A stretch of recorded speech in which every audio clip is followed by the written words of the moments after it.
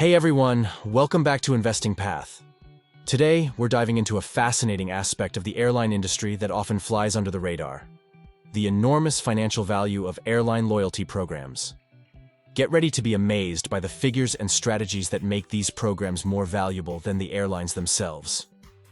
In the throes of the COVID-19 pandemic, airlines were bleeding cash. Desperate for financial lifelines, they sought sizable loans. United Airlines, for instance, pursued a $5 billion loan to weather the storm until travel rebounded. But they needed collateral, something substantial to offer the bank, a fail-safe in case they couldn't repay.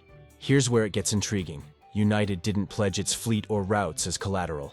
Instead, they offered Mileage Plus Holdings LLC, their frequent flyer program. This move inadvertently shone a spotlight on the staggering value of these loyalty schemes. Publicly traded companies like United have to disclose major financial events. One detail in their SEC filing was jaw-dropping. Mileage Plus Holdings was valued at approximately $21.9 billion. That's right, billion with a B. Similar disclosures from Delta and American Airlines valued their programs at $26 billion and $31.5 billion respectively. These numbers raised eyebrows. Why? Because these valuations surpassed the airline's total market capitalization. For context, at that time, United's market cap was about $10 billion, Delta's $20 billion, and American's $6 billion. So, what does this imply? That the airlines themselves might be worth less than their loyalty programs. This revelation isn't as absurd as it first appears. Let's take American Airlines as an example. In 2018, long before the pandemic, they earned roughly 14.42 cents in passenger revenue per seat, per mile flown. However, their operating cost per seat, per mile, was about 14.85 cents. In essence, they were losing money on flying. Yet, their frequent flyer program brought in a staggering $4.2 billion, turning a potential loss into a hefty profit. You've probably noticed the pervasive ads for co-branded airline credit cards at airports. These ads promise free checked bags and other perks. Airports are also filled with lounges and priority lanes, catering exclusively to elite frequent flyers. Why? Because these programs are cash cows for airlines. Over the past 40 years, airlines have fine-tuned this model to such an extent that they're willing to operate at a loss, just to support their frequent flyer businesses. The irony? The core proposition of these businesses is to offer free flights. The origin of frequent flyer programs dates back to the deregulation of the American airline industry in 1978. Texas International Airlines, later merged with Continental, was the first to implement a formal program. American Airlines followed suit in 1981. They quickly realized that these programs not only encouraged brand loyalty, but also increased their revenue significantly. However, the real game changer was the introduction of partnerships with other businesses like Hertz and Holland America in 1982. This move allowed Americans to sell points to these partners, who would then reward their customers with airline miles. It was a win-win. The partners attracted customers, and the airline profited from selling miles. The partnership between American Airlines and Citibank in 1987 was another milestone. They introduced a co-branded credit card that earned points with every purchase. This dramatically increased the volume of points sold and transformed these programs from mere customer loyalty incentives into major profit centers. But what makes these programs so powerful? They operate almost like private central banks, creating and controlling their own virtual currency. They dictate the supply of points and the availability of rewards. This control over their currency and its redemption gives them an unprecedented level of financial power. Despite this, governments and businesses treat these points like simple punch cards. They're not taxed, and the reward goes to the individual flyer, not the company paying for the travel.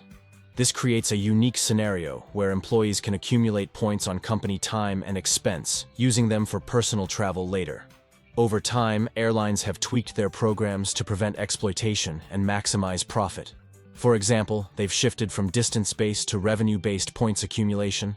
They've also introduced dynamic award charts, tying point redemption rates to cash fares and closing loopholes that allowed savvy travelers to game the system. It's truly astonishing when you think about it. Airlines, which we primarily view as transportation entities, are actually more akin to sophisticated financial institutions, with their frequent flyer programs acting as the cornerstone of this transformation. So, what's the secret sauce here? It's all about understanding and leveraging customer behavior. Airlines have mastered the art of incentivizing customer loyalty through these programs.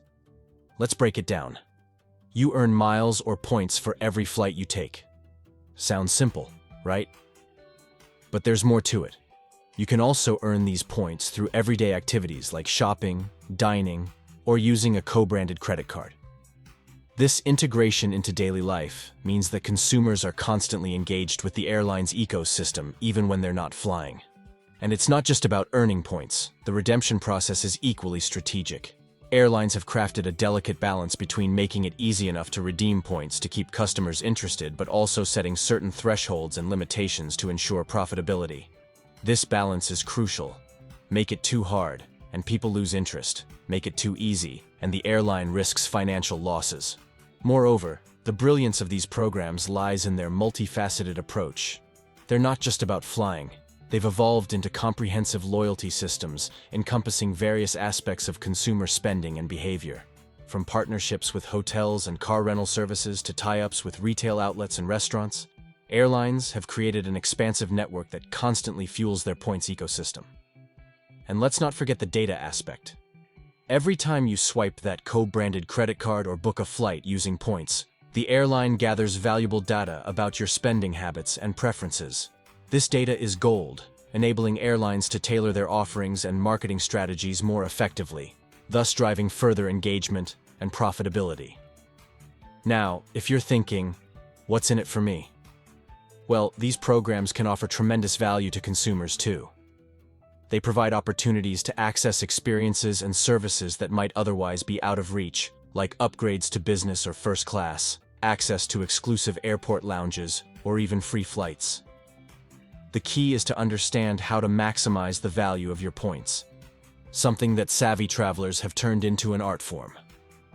In conclusion, the world of airline loyalty programs is a complex and fascinating one, combining elements of finance, marketing, behavioral economics, and data analytics. These programs have become pivotal in the airline industry's business model, often overshadowing the core service of flying. So, next time you're about to book a flight or use your co-branded credit card, remember the intricate web of strategies and economics at play.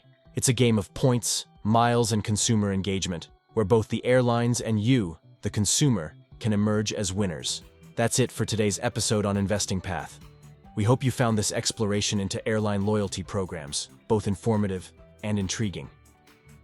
If you enjoyed this deep dive, don't forget to like this video and subscribe to our channel for more insights into the complex world of finance and investments. Until next time, keep investing smartly and see you on the next path of financial discovery.